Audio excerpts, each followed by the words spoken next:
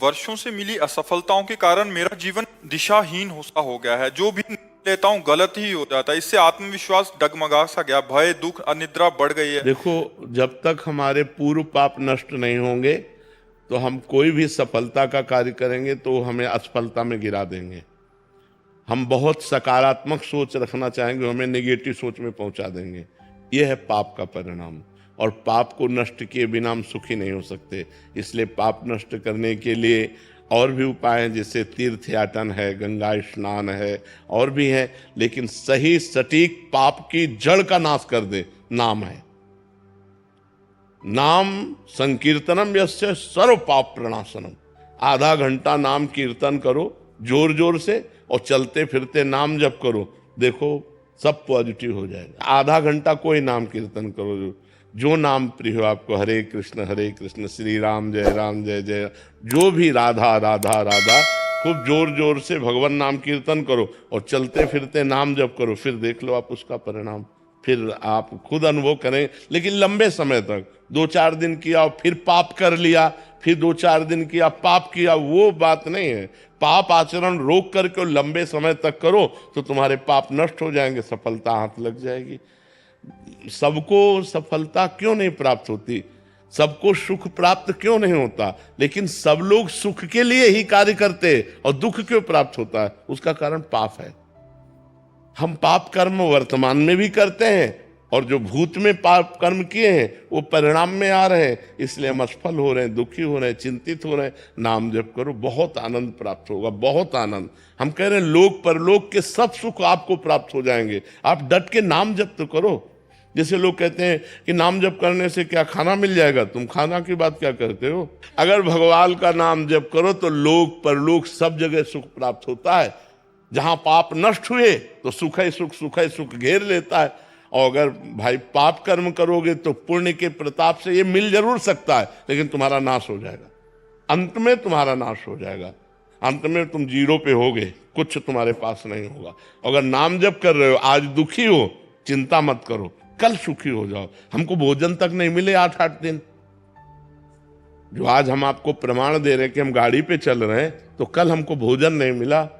सर्दी में ओढ़ने के लिए कंबल नहीं था, बोरा ओढ़ते थे, टाट समझते हैं ना, जिसमें गेहूं का आटा भरा जाता है, वो बोरा ओढ़कर सर्दी पार करते थे। और आज हम तो आपको क्या बताएं, जब आप समझ लो यही है तो क्या व्यवस्था नहीं होगी? हर व्यवस्था है, राजा बाबू की तरह भगवान रख रहे हैं। तो कल जो था वो जो दुख में था, उसमें हम धर्म को नहीं त्यागा, बड़ी कठिनाई से आगे बढ़ते रहे, तो आज वो बात आ गई जो लौकिक और पारलौकिक। ये तो सांसारिक सुख है, लेकिन भागवतिक सुख हम तुम्हें बता भी नहीं सकते कि कितना भगवान हमें आनंद देते हैं। इसलिए नाम जप करो, चिंता न करो, सफलता चरण चूमेगी यदि भगवान की शरण में हो और भगवान के आश्रित हो। महाराज जी, निरंतर प्रयासों के बाद भी जब असफलता मिलती रहे तो स्वयं को मोटिवेट क्या प्रयास करते हो? लौकिक ही प्रयास तो करते हो ना, अपने पूर्व पाप के नष्ट करने का प्रयास तो नहीं करते कि आप कोई अनुष्ठान कर रहे हैं, आप भजन कर रहे हैं, आप परोपकार कर रहे हैं, आप तीर्थयाटन कर रहे हैं पवित्र भाव से। ये तो सब कुछ है नहीं। तो पूर्व में जो पाप कर्म किया है, अब जो आप सफलता के लिए प्रयास करते हैं, वो आपको असफल कर देता है, गिरा देता है। तो आपका प्रयास कोई आध्यात्मिक है क्या? तो फिर बिना आध्यात्मिक प्रयास के आप कैसे विजय प्राप्त कर सकते हैं? जो हमने पूर्व में पाप किए हैं, गलतियां की हैं, वो हमको दुख देंगे ना। हम पढ़ लिख करके अच्छा बनना चाहते हो, हमको गिरा देंगे। हमारे पास सर्टिफिकेट लेकिन नौकरी नहीं मिलेगी, व्यापार में पैसा लगाते हैं लेकिन सफलता नहीं मिलती है, तो वो हमको दुख देगा ना पाप कर्म। तो उस पाप कर्म को नष्ट करने के लिए हम क्या प्रयास करते हैं, विचार कीजिए। कोई प्रयास नहीं करते ना, तो उसके लिए प्रयास करो। हम कह रहे हैं कुछ मत करो, राधा राधा राधा राधा राधा नाम जपना शुरू करो। काउंटर लो और गिनती से 50,000 रोज नाम जप करो। फिर हमें बताओ लंबे समय तक, ये नहीं कि अब 4 दिन बाद हमसे प्रश्न करो कि 50,000 नाम जप किया, हमारी नौकरी नहीं लग गई, हमारा काम नहीं बना। लंबे समय तक जप कीजिए, फिर देखिए सफलता मिलती है कि नहीं।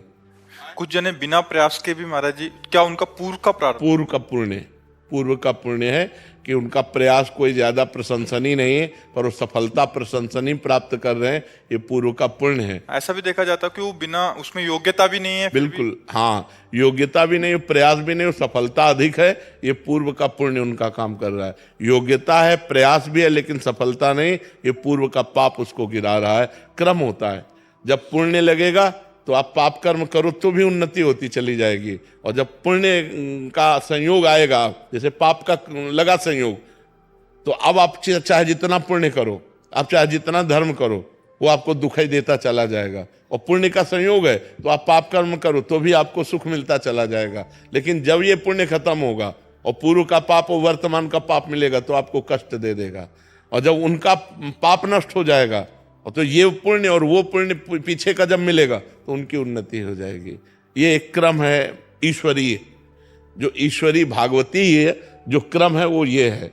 तो इसलिए नाम जप करो और अपने पापों को भस्म करके आगे बढ़ो, नाम जप करो, ठीक है। प्रतिकूलताओं और हतोत्साहित जब हो जाता हूँ, ऐसी स्थिति आती है, तो ऐसे समय में अपने को खुद को कैसे फोकस रखूं और प्रोत्साहित रखूं कि मतलब आगे का मार्ग प्रशस्त हो। जब हम भगवान से चित्त जोड़ देते हैं तो इस प्रश्न का उत्तर अपने आप मिल जाता है, ऐसा बल मिल जाता है कि हम उनको सह सकते हैं। क्योंकि हम भगवान से जब चित्त जोड़े हैं ना तो हमारा मन आनंदित रहता है। अगर मन आनंदित है तो हम विपत्तियों को रौंदते हुए निकल जाएंगे। अगर हमारा मन आनंदित नहीं है तो फिर हम गिर जाएंगे। और मन आनंदित होगा जब भगवान से जुड़े। तो हम वही बात आपको सिखाना चाहते हैं कि भगवान से जुड़ो, गंदा आचरण मत करो, पाप मत करो, मांस मदिरा का सेवन मत करो, फिर देखो तुम्हारा चित्त कितना आनंदित रहता है। कोई व्यसन ना हो और कोई पाप ना हो और थोड़ा भी भजन होगा तो आपका हृदय आनंदित रहेगा।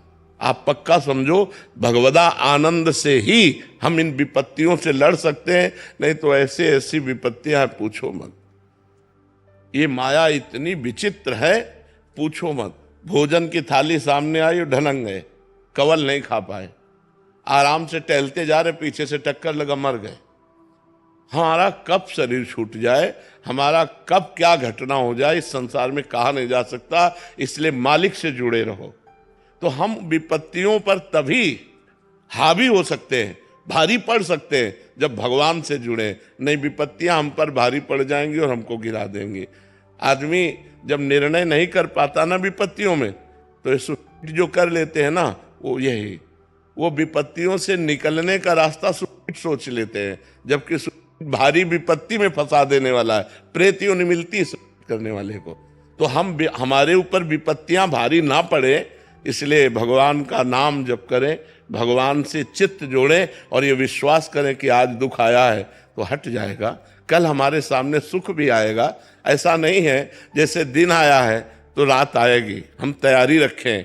अगर रात आ गई है तो परेशान ना हो, दिन आने वाला है।